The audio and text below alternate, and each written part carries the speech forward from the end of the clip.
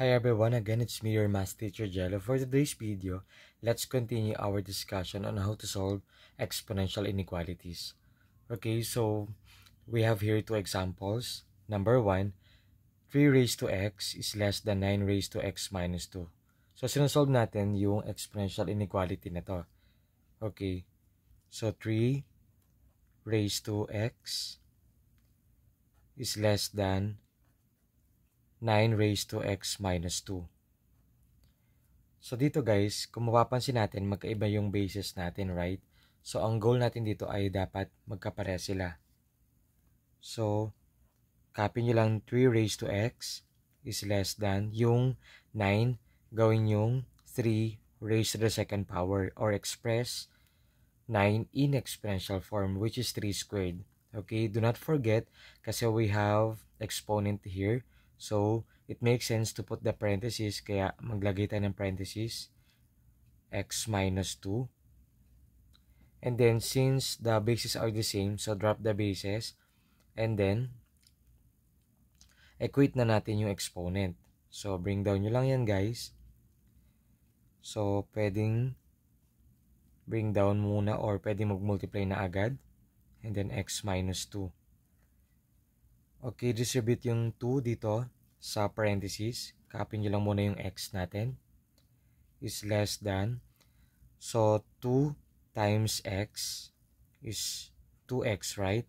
So, 2 times negative 2 is negative 4.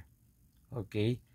So, dito guys, yung sense of inequality natin is still less than. Kasi, kung mapapansin natin, yung base natin ay 3. So, sabi natin dito, if the base is greater than 1, the direction of the inequality is retained. So, hindi siya mababago. Unless kapag nag-divide tayo or nag-multiply tayo ng any negative, both sides of the inequality, mababago yung inequality natin. Okay? So, from less than, magiging greater than. From less than or equal to, magiging greater than or equal to, or vice versa. Okay, so by combining like terms, so we come up with, bring down yung x, si positive 2x, ilipat natin. So, magiging 2x is less than negative 4.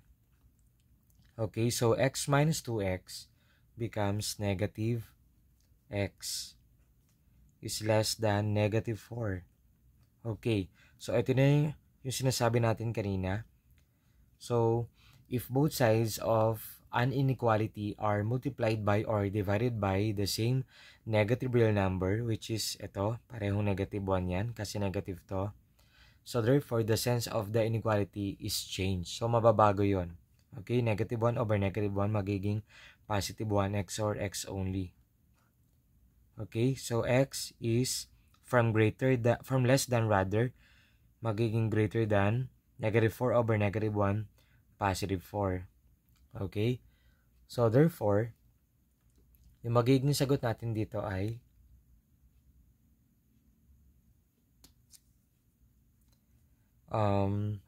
x is an element of all real numbers such that x is greater than 4. Okay? Or using interval notation, ito kasi set builder notation yan.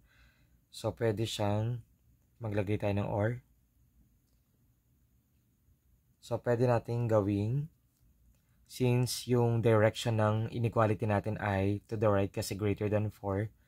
So, meaning, ito ay, since ito ay greater than lang, walang equal to sa ilalim. So, open interval tayo. Open interval. And then, 4. Kung meron tayong guhit or equal to dito sa ilalim, magiging bracket yan. Since wala naman, so ganito lang, open interval, then comma, to positive infinity. Okay? So, ito na yung magiging sagot natin. Okay? So, if you wish to check whether our answer is correct, pwede naman mag-checking tayo. So, gagamit tayo ng test point. Sige, ipakita natin. Okay. Mag-checking tayo. So, to check whether our answer is correct, we will substitute x is greater than 4, which is, what are those numbers, no? Mas malaki kaysa kay 4. 5, 6, 7, 8, 9, 10. Hindi pwede ang 4 kasi greater than 4 nga. Hindi naman siya greater than or equal to. Kaya 4 is excluded in the solution set. Okay. So, using the original equation, 3 to the x power is less than 9 raised to x minus 2. So, dito guys, pinoprove natin na yung left hand side natin dito ay mas mababa or lesser kaysa rito sa right hand side natin. Okay, so if x is equal to 5, sige, if x equals 5, so then 3 raised to 5 is less than 9 raised to, let's say 5 minus 2, kasi nga 5 yung ginamit natin. So, copy nyo lang muna to, 3 raised to 5, and then 9. 5 minus 2, that is equal to 3, right? So, evaluate natin. 3 to the 5th power, that is equal to 243, right? Is less than, what is 9 cubed? 9 times 9 is 81, times 9, 729. So, which is true statement, right? Naintindihan ba, guys? So, true statement tayo dito. Okay. So, ganun lang kasimple. Next, another example, number 2. So, what if, guys, ganito naman yung given natin? Ayan. So, paano ba natin gagawin? Siyempre, dapat magkapares yung mga bases natin. Okay? So, make the bases equal. So, copy nyo lang muna to. Nagiging 4 over 6. Copy lang. Raised to x. And then, does it make sense to put a parenthesis? Yes, it makes sense yan, ha? Greater than or equal to yung 36 natin, guys, tsaka yung 16, express natin in exponential form, right? So, we all know that yung 36 ay can be expressed in exponential form, which is 6 squared, right? Kasi 6 times 6 ay 36 over, ganun din ang 16. So, 4 squared, right? So, 4 squared ay 16. Okay? And, actually, etong 6 over 4 or 6 squared over 4 squared can be written as 6 over 4 close raised to second power. So, copy ko muna to, guys. 4 over 6 raised to x is greater than or equal to, we can actually write 6 over 4 or this term as 6 over 4 raised to second power. Yan. Okay, so, guys, dito, kung mapapansin natin, medyo magkapares na sila. Yun nga lang, 4 over 6, ito ay 6 over 4. So, ang goal natin magiging magkapares sila. Okay? So, by getting the reciprocal, so 4 over 6, copy nyo lang yan, guys. Okay? And then raised to x is greater than or equal to, so kapag kinuha ko yung reciprocal nito, raised to negative 1 yon, magiging 4 over 6 raised to negative 1. And we still have exponent here na 2. Huwag mong kakalimutan yan. So ngayon, kung mapapansin natin, guys, magka-pares na tayo ng base. Tama? But dito, tignan natin yung mga property natin, no?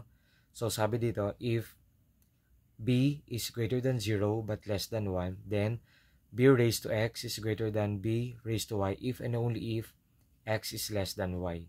So dito, kung mapapansin natin yung 4/6 ay less than 1, right? So, meaning, if the base is less than 1, then the direction of the inequality is reversed. Mababago siya, guys. Okay, from greater than or equal to, magiging less than or equal to. Okay. So, since magkaparehas na sila ng base natin, equate the exponent. X is less than or equal to -1 times 2 is -2. Right? Nakuha ba, guys? Okay.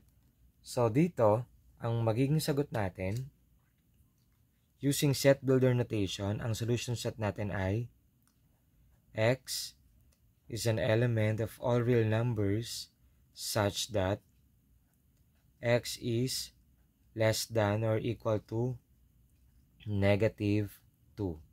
Okay. Or using interval notation, pwede rin naman, right? So, less than or equal to -2, meaning si -2 pwede rin as one of the solution sets, no? Okay, so, meaning, magiging negative infinity, yan, tapos -2, bracket. Okay, so ganito yung using interval notation. So, baka nakakalimutan bakit naging ganito. Okay, sige sa number line. Pakita natin, ito yung number line natin.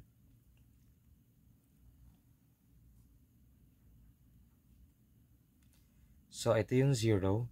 So, -1, -2, right? Okay.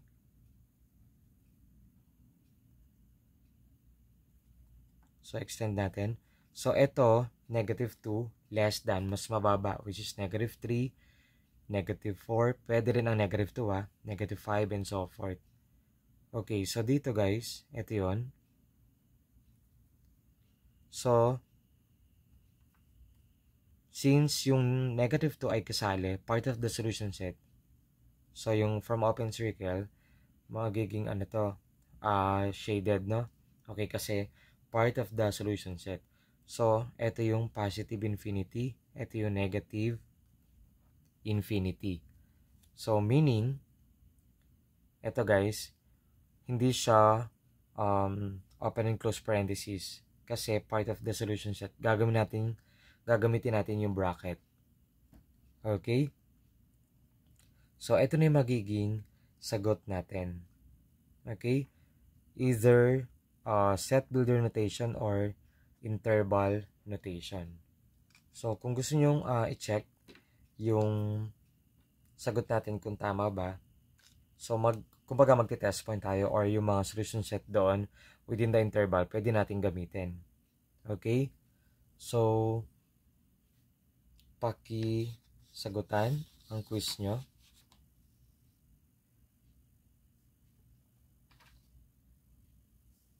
Okay, so this is the end of our video. I hope na meron kayong natutunan. Thank you for watching.